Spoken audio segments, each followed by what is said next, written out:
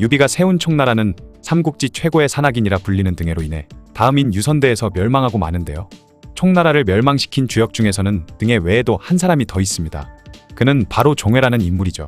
등해는 유선의 항복을 실질적으로 받아냈었기 때문에 그에 비해 인지도가 떨어지긴 하지만 삼국지 후반 인물들 중에서 굉장히 유능하고 중요한 인물이었습니다. 그런데 특이한 점은 종회가 총나라를 멸망시키는데 큰 기여를 하긴 했지만 훗날 총나라를 다시 부흥시키는 데도 이용당했던 독특한 이력의 소유자이기도 하죠.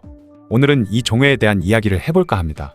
종회는 조조, 조비, 조예까지 3대를 섬긴 위나라의 참모이던 종효의 아들인데요. 독특한 점은 종효가 75세의 나이로 27살이나 어렸던 장창포라는 여인과의 사이에서 낳은 늦둥이 아들이 바로 종회였죠. 장창포는 종회가 어릴 적부터 엄격하게 교육을 시켰다고 합니다. 그녀는 종회가 불과 4살의 나이에 효경을 가르쳤고 7살 때는 논어, 8살 때는 시경, 이후에도 상서, 주역, 춘추자시전 등 교육에 엄청나게 열정적이었던 것이죠. 그 덕분에 종회는 어렸을 때부터 머리가 좋다고 소문이 자자했다고 합니다. 이후 그는 22살의 어린 나이로 조정에서 벼슬을 하게 되었고 당시 현악의 대가이면서 조상의 측근이던 하한과도 친하게 지냈다고 하죠. 그러던 249년 정월날 조상은 황제 조방과 함께 조예의 무덤인 고평릉에 참배를 가게 되는데 이때 종회도 중서랑 신분으로 그들을 따라가게 되었습니다. 그때 낙양에서는 사마이가 고평릉 사변을 일으켰고 조상이 항복함으로써 사마씨 일족이 모든 권력을 독차지하게 되었죠. 그렇게 자신과 친하게 지내던 하한도 죽임을 당하게 되었지만 다행히 종회는 살아남을 수 있었고 그 이후 그는 사마씨를 섬기게 됩니다. 사마씨가 위나라를 좌지우지하자 열받은 하우페는 총나라에 항복을 하게 되었는데 그때 하우페는 강유에게 종회라는 사람이 있는데 아직 어리긴 하지만 훗날 총나라의 걱정거리가 될 것입니다 라고 말했다고 하죠. 어쨌든 사마이가 얼마 후 세상을 떠나고 사마사가 권력을 이어받게 되었는데 어느 날 우송이라는 사람이 상소문을 적는 걸 종회가 도와주는 일이 있었습니다. 상소문을 워낙 잘 적었다 보니 결국 사마사는 그걸 종회가 적었다는 걸 알게 되었고 이후 그의 재능에 감탄하며 그를 아꼈다고 하죠. 그리고 훗날 사마사는 조모가 황제로 즉위했을 때 종회에게 조모는 어떤 사람인지 물었는데 종회는 재능은 진사왕과 같고 무용은 태조와 비슷합니다 라고 말했다고 합니다. 실제로 조모는 굉장히 능력이 출중했었다고 하는데요. 조모의 나이가 불과 16세밖에 되지 않았을 때 학문의 수준이 조식 가문에서도 천재라고 여겨지던 조식과 비슷하다고 평가했을 정도라고 하죠. 그리고 조모는 종회와 다른 여러 학자들과 함께 정치나 학문에 대해 토론하는 것도 즐겨했다고 합니다. 그러던 255년 관구검과 문음이 사마씨에 대항해 반란을 일으키자 종회는 사마사에게 반란 진압에 대한 작전을 일러줘 더욱 큰 신임을 받을 수 있었는데요. 그런데 사마사가 회군 중에 급작스레 사망하자 형을 이어 사마소가 군을 이끌고 돌아오게 되었죠. 이때 황제였던 조모는 이참에 사마씨들을 권력에서 끌어내리기 위해 사마소에게 허창 방어를 위해 군대는 허창에 두고 혼자 낙양으로 들어올 것을 명령했습니다. 그러자 종회는 사마소에게 황제의 말대로 했다간 멸문을 당할 수도 있다고 조언했고 이에 사마소는 허창의 대군을 주둔시키지 않고 낙양으로 진군하게 되었죠. 그렇게 결국 조모는 어쩔 수 없이 사마사가 가지고 있던 모든 직위를 그대로 사마소에게 물려줄 수밖에 없었고 사마소가 다음 최고 권력자가 되었던 것입니다. 또한 덕분에 종회도 황문시랑으로 승진하고 무정으로 봉해지게 되었죠. 이후 사마소는 어디 갈 때마다 종회를 데리고 다니며 그의 재능을 아끼게 되었습니다. 훗날 제갈탄이 반란을 일으키자 종회는 사마소와 함께 진압군으로 출진하게 되었죠. 그런데 종회가 잘하는 것 중 하나가 남의 글씨를 똑같이 베껴 쓰는 것이었는데요.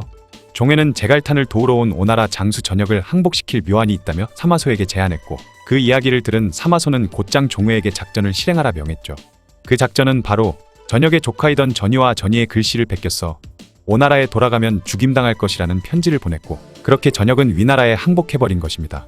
전역이 항복한 이후 자기의 봉해지고 후한 대접을 받자 수춘성에 있던 사람들은 동요하기 시작했고 결국 종회의 계책이 딱 맞아 떨어지면서 수춘성을 함락시키는데 큰 공을 세워버린 것이었죠.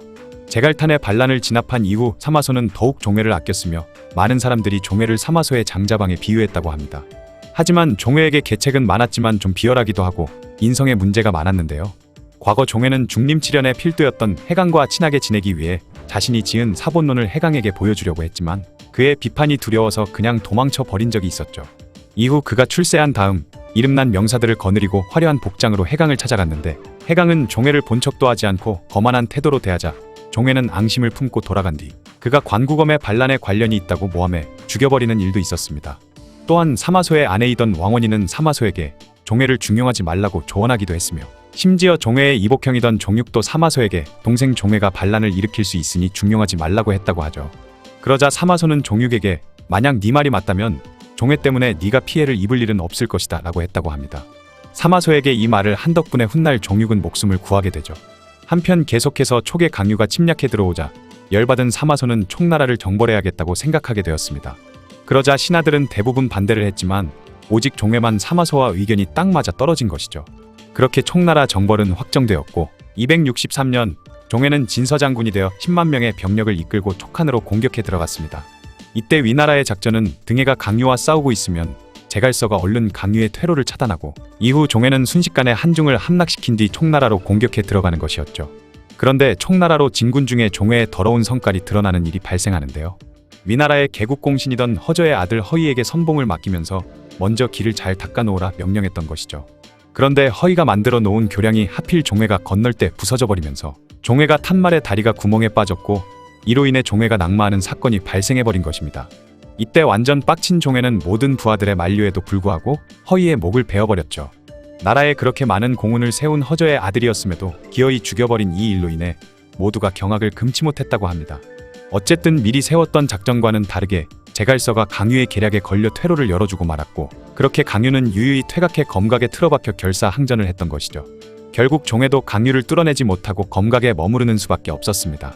이때 등에는 제갈서에게 산을 타고 우회해서 강유를 위협하면 검각에서 퇴각할 것이라며 함께하자 했지만 제갈서는 말도 안 되는 계책이라며 병사들을 이끌고 종회에게 달려갔고 그렇게 그 말도 안 되는 계책은 등에 혼자 하게 되었죠.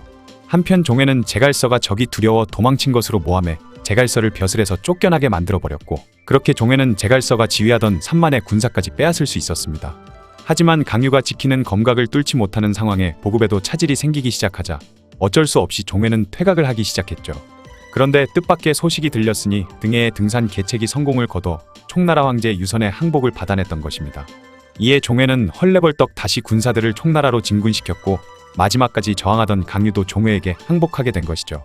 종회는 강유를 얻은 것을 매우 기뻐하며 그를 후하게 대접했고 심지어 강유와 밖에 나갈 때는 같은 수레를 타고 어디 앉을 땐 같은 자리에 앉을 정도로 강유를 좋아했다고 합니다. 또한 자신이 총나라 토벌군의 본대였는데 총나라 멸망의 공을 등해가 가져가자 자신의 공이 더 크다며 장황한 보고서를 써서 사마소에게 보냈다고 하죠. 덕분에 종회는 촉을 완전히 멸망시킨 공으로 사도에 봉해질 수 있었습니다. 여기서 끝났다면 모든 것이 다 해피엔딩이 될 수 있었지만 종회에게는 다른 여러 사람들의 예상과 같이 반란을 일으킬 생각을 하고 있었던 것입니다. 거기다가 강유 또한 총나라를 다시 부흥시키려는 생각을 하고 있었기 때문에 서로 잘 맞았던 것이죠. 이후 종회는 강유를 포함한 총나라의 인사들과 교분을 쌓기 시작했습니다. 그런데 자신이 반란을 일으키기에 가장 걸림돌이 되는 사람이 있었으니 그는 바로 당시 촉을 다스리고 있던 등해였죠. 그러자 종회는 그를 제거해야겠다고 생각했습니다. 그런데 때마침 등해는 자신이 총나라를 다스리고 오나라를 정벌하겠다는 글을 사마소에게 보내고 있었는데 사마소는 등해의 이 행동을 탐탁치 않게 여기고 있었던 것이죠. 그래서 종회는 자신의 특기를 발휘해 등해와 사마소가 주고받던 편지를 가로채 등해의 편지는 굉장히 오만불손한 내용으로 고친 뒤 사마소에게 보내버렸던 것입니다. 그러자 사마소는 등해를 의심하게 되었고 동시에 종회는 사마소에게 등해가 모반을 할 조짐이 있다고 상소를 올렸죠. 그렇게 결국 264년 1월 사마소는 등해를 잡아들이라는 명령을 내렸고 종회는 곧장 위관을 보내 등해가 자고 있는 새벽을 틈타 그를 잡아들였습니다. 이로써 눈엣 가시였던 등해가 없어지자 종회는 반란을 일으키기로 하고 강유와 작전을 구상했죠. 그리고 순식간에 위수와 황하를 건너 단시간에 장안을 먹고 낙양까지 빠르게 진격한다라는 작전을 쓰기로 마음먹었습니다. 하지만 종회의 재주만 높이사 그를 이용했던 사마소는 그가 언젠가는 배신을 때릴 거란 걸 알고 있었기에 대군을 거느리고 장안으로 향했던 것이죠. 그리고 사마소는 가충을 보내 자신이 대군을 이끌고 장안에 주둔하고 있다는 소식을 전하자 종회는 매우 당황하며 장안 공격 계획을 포기해버렸습니다.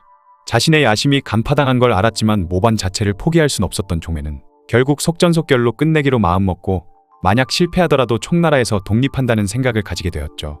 그리고 측근에게 만약 잘되면 천하를 얻을 것이고 잘못되면 유비가 될 것이다 라고 말했다고 합니다. 그리고 264년 촉과 위의 관리들을 모두 성도로 불러 모은 뒤 자신의 반란에 찬동하지 않는 위나라 장수들을 모두 가둬버렸죠. 이에 강유는 위나라 장수들을 모두 죽여서 후한을 없애고 그들의 병권을 모두 빼앗아야 한다고 했지만 종회는 쉽게 결정을 못 내리고 있다가 결국 위나라 장수들이 갇혀있다는 소식이 위군 전체에 퍼지고 말았습니다. 또한 갇혀있던 호열이 아들 호연에게 편지를 보내 종회가 반란을 일으켰고 위군 장수들을 죽이려 한다고 알리자 호연은 얼른 군사들을 이끌고 종회가 있는 곳으로 공격해 들어왔죠. 이에 종회는 놀라 우왕좌왕하면서 강유에게 어떻게 해야 하냐고 물으니 강유는 당연히 싸워야 한다고 말했고 그제서야 종회는 병사들을 보내 싸우기 시작했습니다. 그렇게 난전 속에서 결국 종회는 병사들의 칼에 의해 겨우 40살의 나이로 죽임당하고 말았고 반란은 실패로 끝나게 되었죠.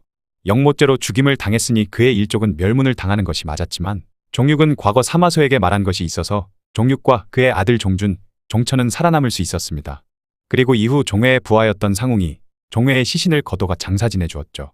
종회는 여러 일화로 봤을 때 인성이 완전 더러운 인간에 가까웠고 능력면에서도 문제가 좀 있는 것으로 여겨지는 이유가 반란을 일으킬 명분이 전혀 없었고 이후 무슨 일을 처리할 때마다 강유에게 물어봤을 정도였으니 진짜 그가 똑똑한 게 맞나 싶을 정도이긴 했습니다. 이후 등에도 보복이 두려워 죽임을 당했으니 총나라를 멸망시킨 두 주역은 결국 비참한 최후를 맞게 된 것 같네요. 지금까지 총나라를 멸망시킨 장본인이자 강유와 함께 총나라를 부흥시키려던 골 때리는 인물 종회에 대한 이야기였습니다.